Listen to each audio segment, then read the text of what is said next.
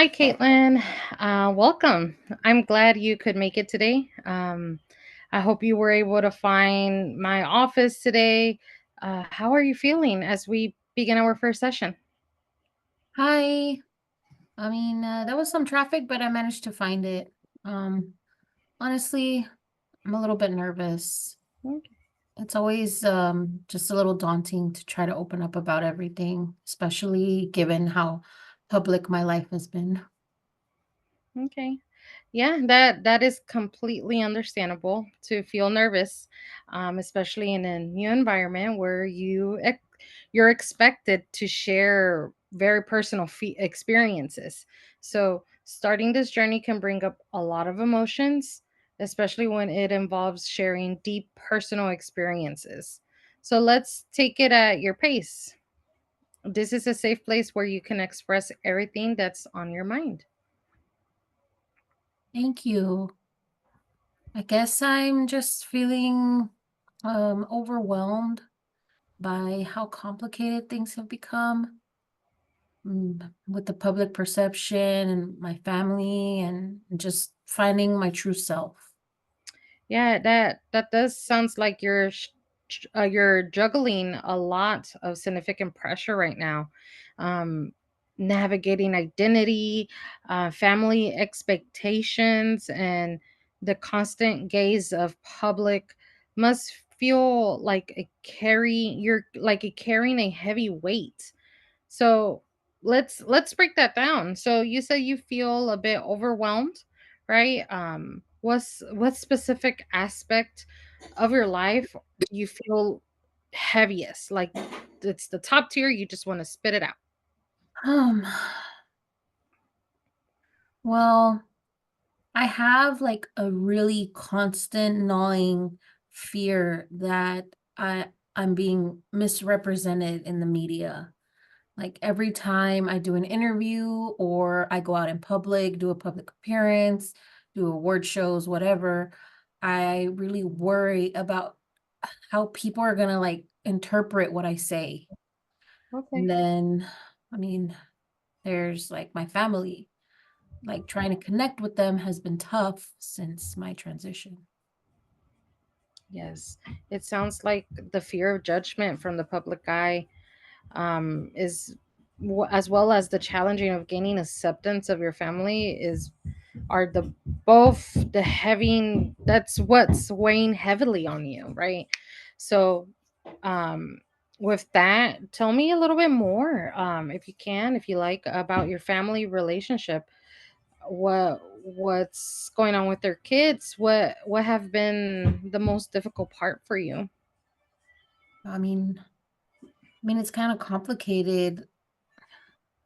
My kids are mostly supportive, but I can tell that they sometimes like still struggle with the changes. And we have a lot of heartfelt conversations, but my mom is just a completely different story. She still sees me as Bruce, and that disconnect hurts me deeply. Yeah, that is that's a lot. You're right.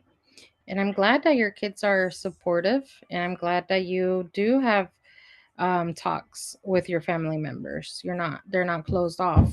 So the emotional distance with your mom it must be painful. I do agree, especially given how much you value family, right? So how does it feel when she refers you to Bruce? I mean, feels like my identity is being just invalidated. I've worked so hard all these years to embrace who I really am, who I truly am. And hearing her say that just, it feels like a step backward. It makes me doubt if I'll ever gain her acceptance. Okay. So that sense of invalidation can be incredibly hurtful, especially from someone as important as your mother, right? So it's understandable that these interactions would bring up feelings of doubt and frustration with your mom.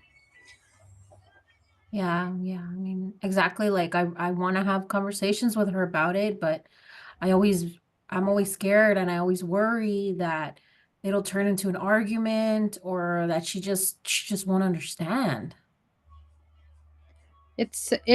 Caitlin. It sounds like you're feeling apprehensive about expressing your feelings to her.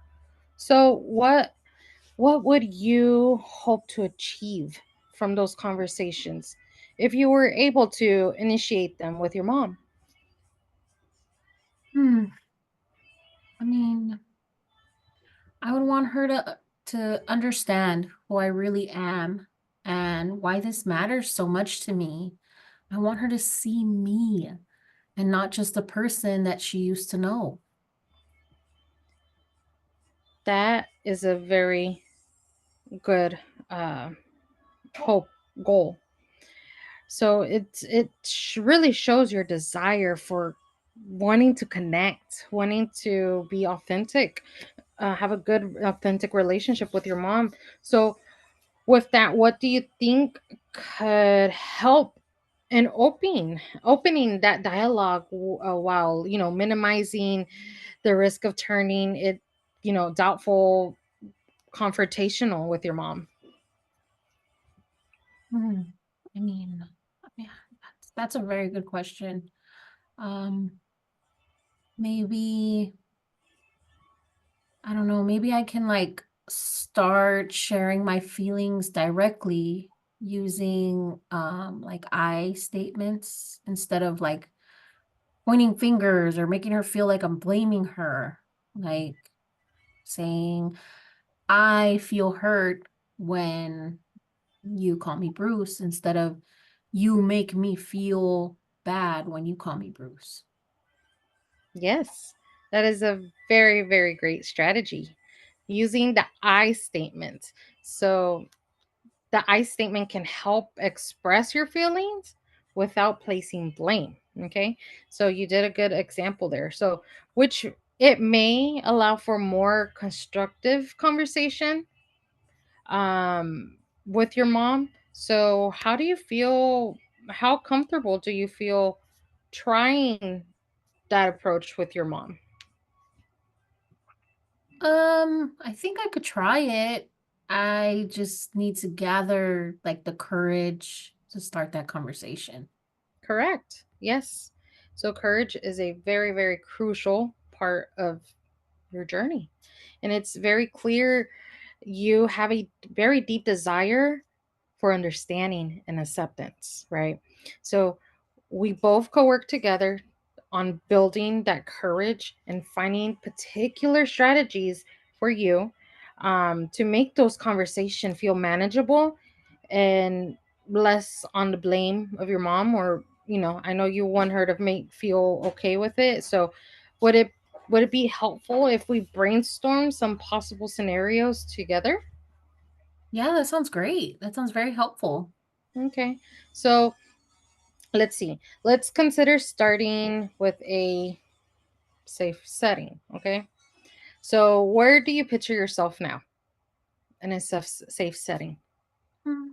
In my living room on our big, comfy, fluffy family couch. Okay. So at moments like this, when you feel like you're in your safe space right now, and it's safe for you to talk to your mom, you can begin something like, "Hey mom, I've been thinking about our conversations, and I like to share my feelings. ab- I would like to share my feelings because I want to understand each other better. I want our relationship to grow better. So how does that sound?" I think that sounds good. It sets like a positive tone without making her defensive. Okay.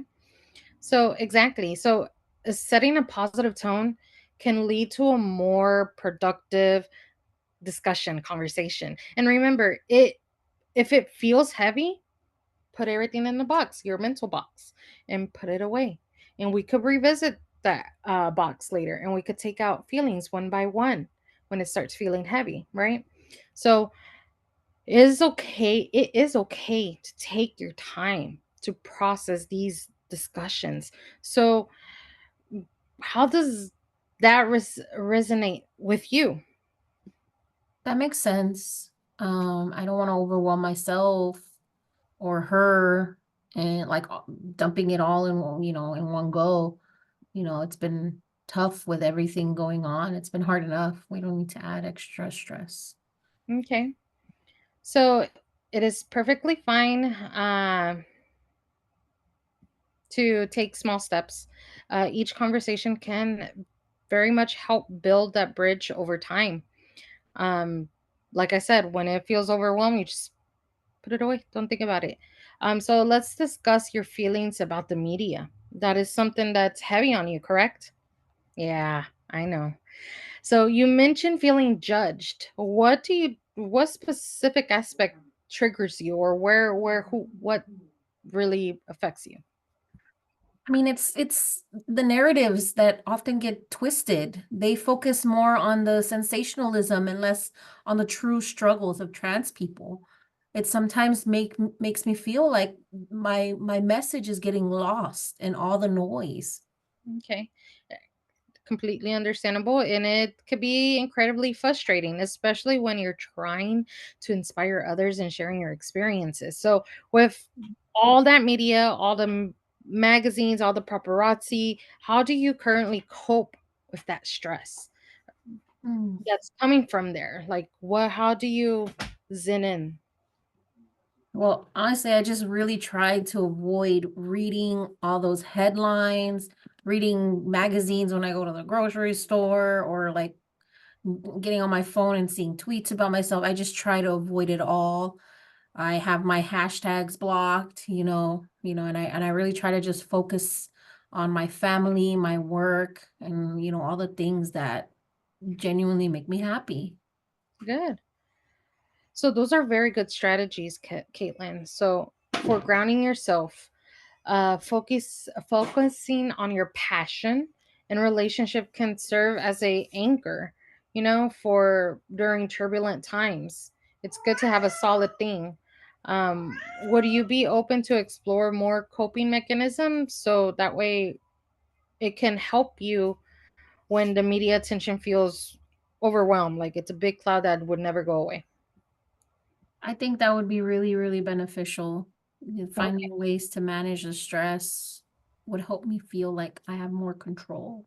Okay, great. So we could look into techniques like mindfulness, journaling. I could help you if some people I know struggles on remembering to journal. There's a 5-minute journal. I don't have it with me, but it helps you every time you wake up in the morning, put 5 things you are looking forward and what's going to make today's great. What is one thing that will make today great that you can control? And other things such as even developing a support network that understands your journey, not just a friend of a friend. We got to make sure they understand your inner circle is tight. And so how does that sound to you? That sounds like a really good plan. I Great. really definitely just want to feel like I have more control of my responses to all this mess. Yeah, absolutely. And it does sounds like you're really taking positive step towards that. You're here today. So before we wrap it up, is there anything else you would like to address today? Any questions and how we'll work together moving forward? I mean, honestly, I think we've covered a lot. Um, I feel a little bit lighter, talking it through with somebody, but I definitely like to continue working on how to communicate with my family and just managing the pressure of the media in the next session. Yeah, that sounds like an excellent plan, Caitlin. We'll continue to build on your foundation in our next session. So thank you so much for opening up and being honest. Your courage to share your experiences is inspiring, and I'm here to walk this journey with you. Thank you so much. I honestly really truly appreciate your support, and I'm actually really looking forward to our next session. Great. Thank you.